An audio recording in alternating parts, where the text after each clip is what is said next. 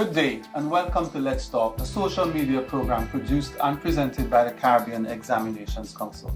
This is the second episode for July 2018. I am Cleveland Sam, your host. My guest today is none other than Dr.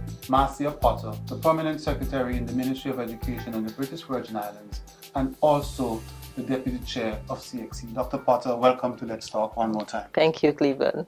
All right, so today's topic, we're dealing with using electronic testing for disaster resilience. And Dr. Potter, last year, around the same time, we were in the same place talking about the effects of the hurricane on the British Virgin Islands. How has progress been in terms of the recovery? Cleveland, the progress has been slow in some respects. Sometimes it depends on who you ask the question. Right. But we've made a lot of ground since the hurricane. There's still a lot to be done. I could imagine. But we have done a tremendous amount to get the country to where it is right now, following the disaster that we had. And as I said the last time, it's difficult to explain what happened in the country. You had to be there to experience it and to see it, to be able to understand where we were and where we are now.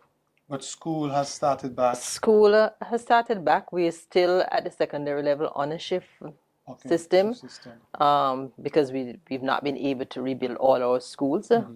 We're hoping that in September we will get a couple more of our primary schools completed to provide more space, but there are some other schools that will take a little longer time to completion. Right, and you were telling me that you actually just closed school for this term. Yes. So that was obviously last because... week to be exact. Oh, wow. While everybody else was on vacation for the last 3 weeks, the students in the BVI were just gone on vacation. Yes. Okay, but the main reason we're here today is to talk about the fact that as a result of this, well, partly as a result of this, the BVI took the bold step in 2018 to offer all of its CSEC and CAPE examinations via etesting.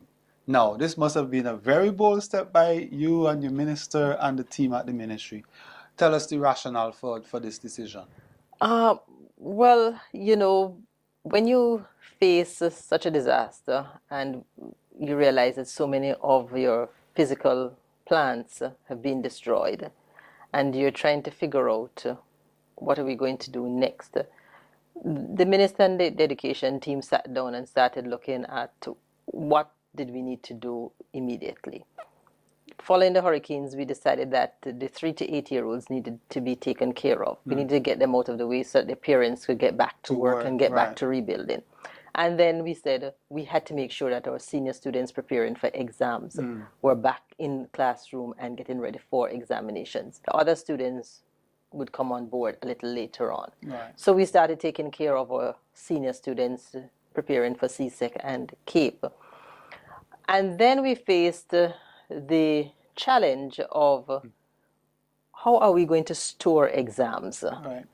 The places where the local registrar was sitting, where we had storage for exams, where we had security, etc., was destroyed. So what are we going to do? This was the government administrative complex. So you had no storage space. Okay. So we're bringing in exams for public and private schools, college students, and we have nowhere to store the exams.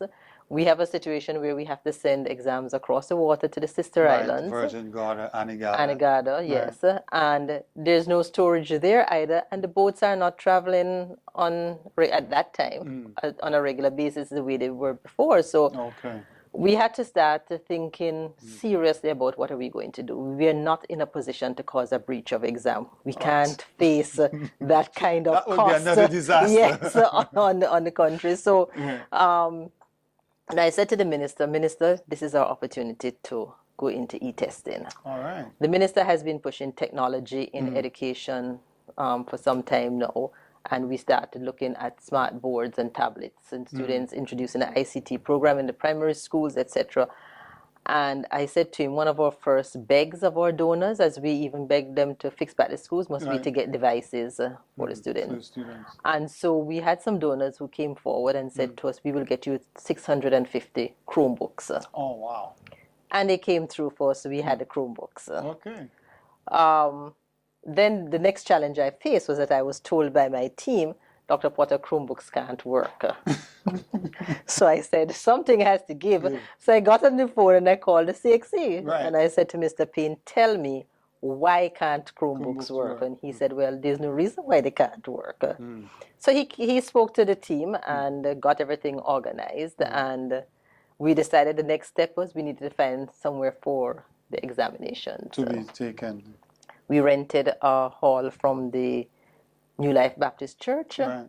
And we decided private and public school students would be in the same hall. We would arrange it so that we know the different centers and set up the Chromebooks with the help of the Department of IT. And the rest is history. Exams Wow. begun. Wow. Your bold move is paying off. So obviously, I mean, the candidates had to be notified that they were going to be taking this exam using Yes. a tablet Yes. and not sitting down writing Yes. paper. What preparation did the candidates have to undergo, or any at all? The local registrar worked with the teachers and the Okay. students. It helped also that we were contacted by Notes Master very early Right. after the hurricanes, and the Notes Master sent somebody in to Right. train our teachers and students to work on the online platform. Right. That was a tremendous help. That's notesmaster.com. .com. CXC Yes. is a partner in that Yes, organization. yes. And I think it was with the help of CXC and the OECS office that we got Notes Master to Right. come in to work with us Indeed. at no cost, I must say. Kudos to them. So that training helped. Right. And then with the donation of the Chromebooks, Right. Google came in and also did training with teachers. Oh, wow. So there was some training going on that helped them along. And so the teachers were told, start preparing And the the students to not you're going to be working on these devices for the exams. But the students were comfortable. So that's one next question, really. What was the reaction of the students? The when they students heard? were comfortable. The Okay. naysayers were mostly the adults. Oh, okay. Is this going to work? I'm not so sure that this is a good idea. We probably need more practice time. The students need more time to practice the exam. Right. But the students seem comfortable. And from all the accounts that I got, the minister visited the examination center, CEO visited, Mrs. Burke, who is our local registrar, came back, and the students were comfortable. That's the one piece I took from their report. The students were comfortable. All right. So what support did you need from CXC in order to ensure that this happened? Because you had the Chromebooks, you had the training on the ground from Notes Master and Google, but in terms of CXC and liaising with you to ensure that the other pieces of the puzzle went together. Well, one of the things up front was that because there was a little bit of apprehension at the beginning as to how this was going to get off the ground, and what if we didn't have the bandwidth to carry the exams, etc. The registrar said, as soon as we were talking, he said, Mr. Payne will come and be with on you. the ground. On the ground. Right.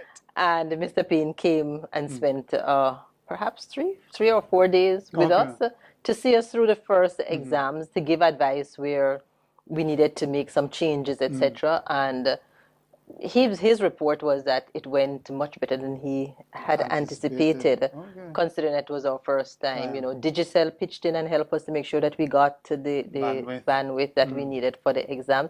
Few glitches here and there with the exam team, but we were able to work through them. And Mr. Payne's support was really, really tremendous, and I think it helped all the persons the supervisors and the IT team who were working as invigilators in the they were much more comfortable after that with him there and seeing him through it. What lesson, if any, did you learn from this exercise, or your ministry or the team?